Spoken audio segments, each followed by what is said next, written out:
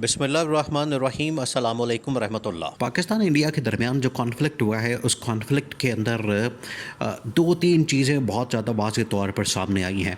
एक तो ये है कि पाकिस्तान की फ़ौज ने जिस तरीके से ऑपरेट किया, पाकिस्तान की फ़ौज ने जिस तरीके से मैच्योरिटी का मुज़ाहरा किया और जिस तरीके से रिस्पॉन्स दिया, क्योंकि इंडिया ये समझता था, इंडिया का जो ख़्याल था कि इंडिया इस खत्ते के अंदर एक चौधरी की तरह ऑपरेट कर सकता है। इंडिया इस खत्ते के अंदर जो इस वक्त हेजमनी है वो कायम कर सकता है और पाकिस्तान को दबा लेगा, क्योंकि कि इंडिया की जो इस वक्त अप्रोच है वो यही है। इंडिया के तमाम हमसाया ममालिक के साथ जो ताल्लुक़ात हैं वो बिगड़े हुए ख़राब हैं, किसी के साथ नहीं बनती उसकी। उसने हर अपने मुल्क के साथ, हमसाया मुल्क के साथ पंगा लिया हुआ है। इसी तरह से उसका ख़्याल था कि वो पाकिस्तान के साथ भी करेगा, लेकिन पाकिस्तान के साथ जब उसने लड़ाई की है तो फिर उसको बड़ा मुंह तोड़ किस्म का जवाब मिला है। अब हुआ ये है कि अब यहाँ पर एक तो नरेंद्र मोदी मुकम्मल तौर पर नाकाम हुआ, जिसकी वजह से उसकी जो पब्लिक है, उसकी जो आवाम है, अब उसकी जो आवाम है उसके ऊपर चढ़ दौड़ी है। उसने कहा कि आपने तो हमें ख्वाब दिखाए थे कि हमारे पास राफ़ेल मौजूद हैं, हमारे पास बड़े ज़बरदस्त जंगी तैयारे मौजूद हैं, हम तो पाकिस्तान को छोड़ेंगे नहीं, खा जाएंगे, मार देंगे, ये कर देंगे, वो कर देंगे। जबकि आपके अपने तैयारे मारे गए, आपके अपने तैयारे गिर गए और पाकिस्तानियों ने उनको गिरा दिया। इसके अलावा जो पाकिस्तान के ख़िलाफ़ इन्होंने जंग खोलनी चाहिए, उस जंग के अंदर भी नरेंद्र मोदी को नुकसान उठाना पड़ा, वो जंग हार गया। उसने बाद में सीज़ फायर की मिन्नतें की और समाजत की उसने माफ़ियाँ मांगी, जिसके बाद ये डोनाल्ड ट्रंप ने पाकिस्तान इंडिया के दरमियान सीज़ फायर करवाया, पाकिस्तान को रिक्वेस्ट की, तो ये फिर इनके दरमियान एक सीज़ फायर हुआ है। तो नरेंद्र मोदी के ऊपर बड़ा प्रेशर मौजूद है। उसके बाद पाकिस्तान के अंदर शहबाज शरीफ के ऊपर भी बड़ा प्रेशर मौजूद है कि शहबाज शरीफ जैसी निकम्मी नालायक क़यादत और शहबाज शरीफ जैसी जो इस वक्त बग़ैर लीडरशिप के, बग़ैर मैंडेट, बग़ैर सपोर्ट, बग़ैर हिमायत के जो इस वक्त ये वज़ीर-ए-आज़म बन के बैठे हैं, हुकूमत के अंदर बैठे हैं, सिर्फ़ और सिर्फ आके कहानियाँ सुनाना, आके अपने दफ्तरों के अंदर बैठना और आके वहाँ पर सिर्फ़ और सिर्फ इधर उधर की बातें करना, ये उसकी नाकामी का मुँह बोलता सबूत है। आप ये देखें कि लास्ट अब एक दिन पहले जो प्रेस कॉन्फ्रेंस की गई है वो भी DGISPR की जानिब से की गई, और उस प्रेस कॉन्फ्रेंस के अंदर भी DGISPR के साथ एयर चीफ के, फिर उसके बाद नेवी के, उनके लोग मौजूद थे, जबकि इनके साथ कोई मिनिस्टर मौजूद नहीं था, इनके साथ कोई वज़ीर मशीर मौजूद नहीं था।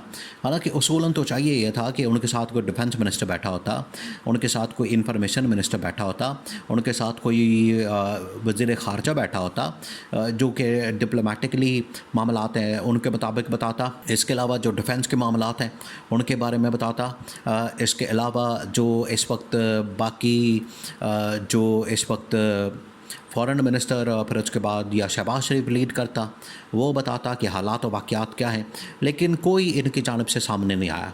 और हुकूमत जो है वो अब मुकम्मल तौर पर बेनकाब हो चुकी है। अवाम का एतमाद इनके ऊपर ख़त्म हो चुका है। आलमी ताकतों ने भी इस बात को देख लिया, उन्होंने भी इस बात को परख लिया, उनकी जांच पड़ताल भी कर ली है और उनको नज़र आ गया है कि अगर हमने जाके इस्टेब्लिशमेंट के साथ बात करनी है तो इस हुकूमत का क्या फ़ायदा। और इस्टेब्लिशमेंट ने भी अब ये फ़ैसला कर लिया है कि इस क्राइसिस के अंदर, इस बहरान के अंदर, इस जंग के अंदर, इस सिचुएशन के अंदर, सिनेरियो के अंदर अगर हमने ही ऑपरेट करना है, पाकिस्तान के अंदर मामला कोई हो जाए, पाकिस्तान के अंदर कोई मसला हो जाए, वो चाहे जुडिशरी का मसला हो जाए, सिक्योरिटी का मसला हो जाए, पॉलिटिकल मसला हो जाए, इकोनॉमिक मसला हो जाए, तो वहाँ पर भी इस्टेब्लिशमेंट ने ऑपरेट करना, काम करना है, वहाँ पर इस्टेब्लिशमेंट आके काम करे। और ये जो गवर्नमेंट है ये सिर्फ बातें बनाने के लिए बैठी हुई है, इनके पास कोई काम करने का नहीं, कोई ढंग का काम नहीं है। तो DGISPR की जो प्रेस कॉन्फ्रेंस थी उसमें तो गवर्नमेंट के मुतालिक पूछा कि ये गवर्नमेंट किधर है, गवर्नमेंट किधर गायब है। ना इसने इंडस वाटर ट्रीटी जो आबी माहिदा है उसके ऊपर कोई बात की, ना इसने इस डिप्लोमेटिक लेवल के ऊपर कोई बात की, ना इसने किसी मुल्क को एंगेज किया, ना इन्होंने किसी वज़ीर ख़ारजा के साथ बात की। तो इन्होंने किया क्या, ये सवाल वहाँ पर DGISPR से पूछा क्या। उन्होंने कहा कि आपका जो सवाल है हम गवर्नमेंट तक पहुँचा देंगे, ये गवर्नमेंट आपको सुन रही होगी, तो बाकी गवर्नमेंट जाने, आप जाने।